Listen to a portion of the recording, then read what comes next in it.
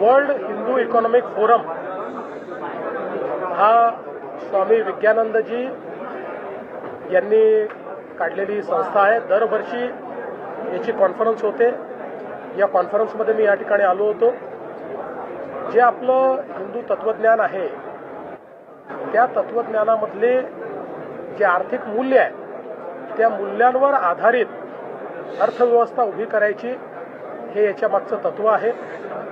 जगाच्या अर्थव्यवस्थेमध्ये 25% कॉन्ट्रीब्युशन असलेला भारत आज या ठिकाणी पुन्हा एकदा प्रधानमंत्री मोदीजींच्या नेतृत्वात पुढे जातो आहे आणि त्या दिशेने जात असताना ज्या मूळ तत्वांच्या आधारावर भारताने अगदी अतिप्राचीन कालामध्ये प्रगती केली ती तत्व समजून जर आम्ही त्याचा आधुनिकतेशी मिलाप केला तर पुन्हा एकदा भारत हा विश्वगुरू होऊ शकतो।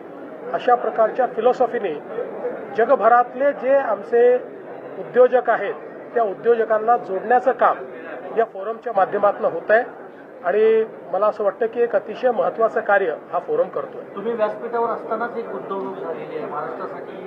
हा मला अतिशय आनंद आहे की बांगड सिमेंट जे देशातली जी सिमेंटच्या क्षेत्रातली एक सर्वात प्रमुख कंपनी आहे, पहिल्या 1-2 मध्ये ज्यांचं नाव येतं, त्यांनी चंद्रपूरमध्ये 2000 कोटी रुपये गुंतवण्याकरता लेटर ऑफ इंटेंट मला या ठिकाणी दिलेला आहे। तुम्हाला पंतप्रधान म्हणून चुकून का होईल त्याला याला काही अर्थ नाही। असल्या गोष्टींकडे मी लक्ष देतो।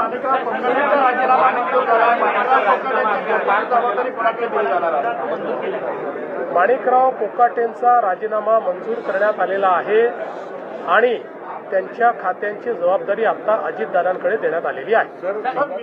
मध्ये बिबट्या घरात बसलेल्या आहेत, 3 जणांना जखमी केले। त्या संदर्भात लगेच आपली टीम त्या ठिकाणी कार्यरत झालेली आहे। हे सगळे वाढते प्रकार अत्यंत गंभीर आहेत, म्हणूनच आपण आता रेस्क्यू सेंटर्स तयार करायला मोठ्या प्रमाणात काम सुरू केलेलं आहे। बिबटे देखील आपण पकडतो, पण रेस्क्यू सेंटर तयार करून त्याच्यामध्ये बिबटे सोडणं हे आता महत्त्वाचं आहे। त्याकडे अतिशय वेगानं काम चाललेलं आहे। कोणाची नेमणूक पुन्हा एकदा झालं आता सांगितलं।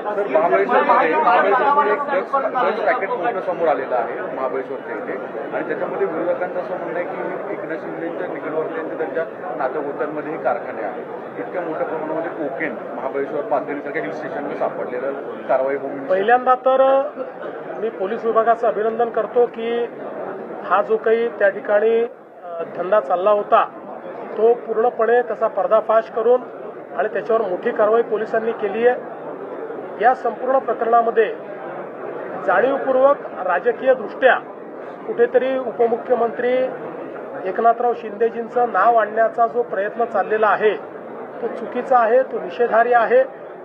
कुठल्याही पद्धतीनं आत्तापर्यंतचे जे काही एव्हिडन्सेस आहेत त्यात त्यांचा किंवा त्यांच्या परिवाराचा या ठिकाणी कुठलाही संबंध दुरान्वयानेही आलेला नाही।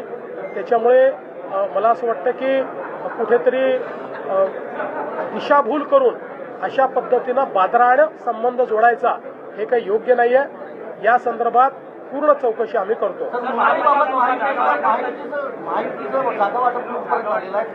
चांगल्या पद्धतीनं चाललेलं आहे। आमचे जे दोन्हीकडचे नेते आहेत हे नेते नीट महायुतीचं जागा वाटप करतायत। मला असं वाटतं या 2 दिवसात ते पूर्ण होऊ शकतं।